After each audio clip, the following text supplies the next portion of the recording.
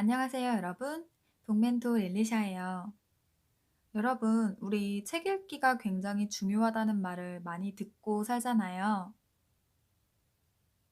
책은 마음의 양식이다. 책은 최고의 스승이다. 이런 이야기들 한 번씩은 들어보셨을 거예요. 그런데 여러분, 도대체 내가 책을 읽으면서 무엇을 얻을 수 있는 건지 아직도 잘 모르겠지 않나요? 저도 어렸을 때는 '내가 도대체 책을 왜 읽어야 돼? 책 읽으면 좋다는데 뭐가 좋은 거야?' 이런 생각을 해 봤던 것 같아요. 아직은 책 읽기가 뭐가 중요한지 잘 모르는 친구들에게 이 책이 어느 정도의 해답이 될 수 있을 것 같아요. 오늘 소개해 드릴 책은 책 읽어주는 아이입니다. 고정욱 작가님께서 쓰셨고요. 고수영 님께서 그림을 그리셨어요. 출판사는 보랏빛 소입니다. 이 책의 주인공은 진식이라는 친구인데요. 진식이는 반지하 빌라에서 살고 있는 친구예요. 아버지는 집에서 같이 살고 있지 않아요. 가끔씩 집에 오시긴 하는데, 가끔씩 집에 오셔도 엄마랑 싸움을 하다가 다시 집을 나가시고는 해요. 엄마는 재봉틀이 굉장히 능숙한 재봉틀 전문가라고 할 수 있는데요. 공장에서 물량을 맞추느라 야근을 하는 일이 굉장히 잦은 편이에요.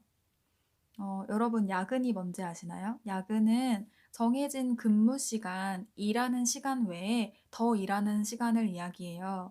그렇다 보니 형제가 없는 진식이는 혼자서 집에 있는 시간이 많겠죠. 그래도 진식이에게는 기동이라는 친한 친구가 있어요. 진식이와 기동이가 평소처럼 아이스크림을 먹으며 놀고 있는 어느 날이었어요.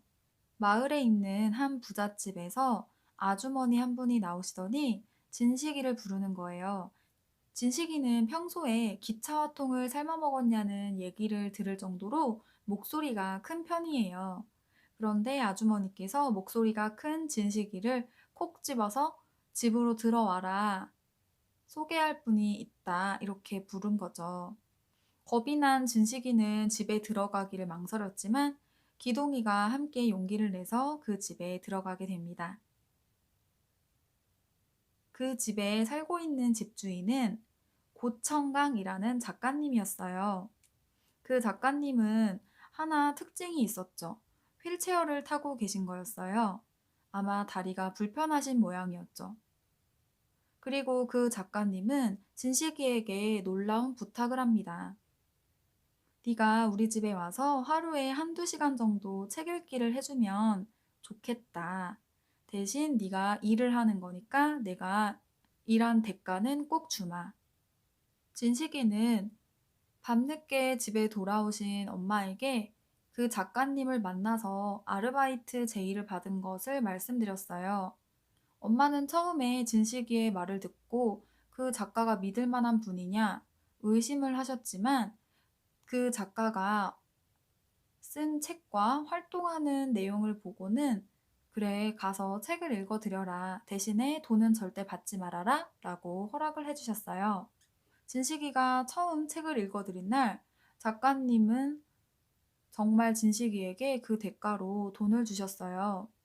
일하는 아주머니께서 처음 돈 봉투를 주려고 할 때 진식이는 엄마가 받지 말라고 했으니까 안 받을게요 라고 했지만 아주머니께서 억지로 주머니에 넣어주셨죠.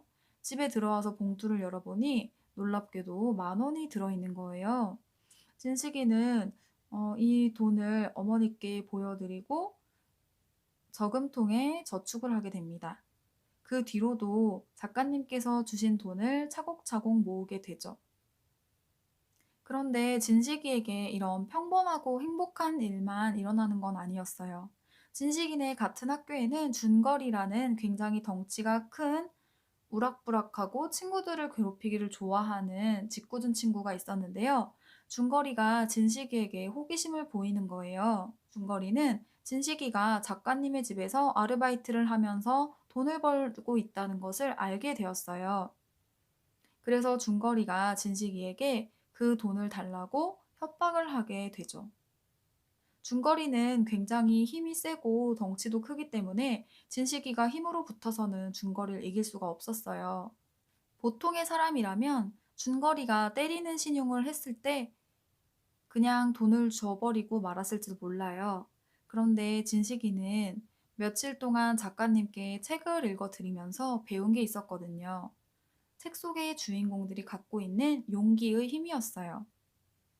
책 속의 주인공들처럼 용기를 내면 그 어떤 일도 이겨낼 수 있다라는 걸 떠올리고 준거리와 맞서서 싸우게 됩니다. 준거리는 진식이가 대드는 것을 보고 당황했어요.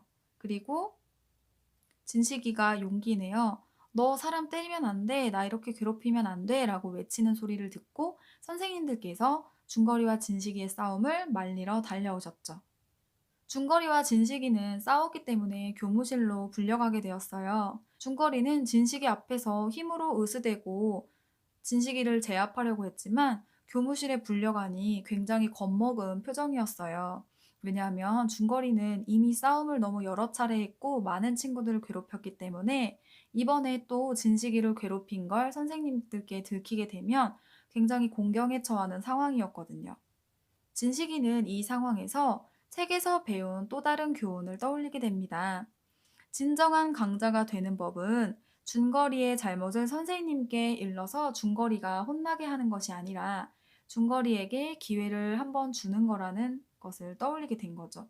그래서 놀랍게도 진식이는 준거리가 자신을 협박한 것을 선생님께 말씀드리지 않고 준거리와 그저 장난을 해서 힘겨루기를 해본 것이다 라고 거짓을 말하게 됩니다. 비록 진식이는 거짓말을 하게 되었지만 준거리는 진식이의 거짓말 덕분에 큰 곤경에서 빠져나왔고 오히려 진식이에게 고마워하며 신세를 진 상황이 되죠. 진식이는 계속해서 고청강 작가님의 집에 가서 매일 한두 시간씩 책 읽어드리는 아르바이트를 계속했어요. 그러던 어느 날 진식이의 집에 오랫동안 돌아오지 않았던 아빠가 돌아오신 거였어요. 진식이는 이제껏 아빠가 갑작스럽게 찾아왔을 때의 경험을 떠올리며 앞으로 닥칠 일들을 걱정했어요. 왜냐하면 아빠가 이렇게 집으로 돌아오신 날이면 엄마와 아빠는 반드시 싸웠고 한 번도 그 끝이 좋았던 적이 없거든요.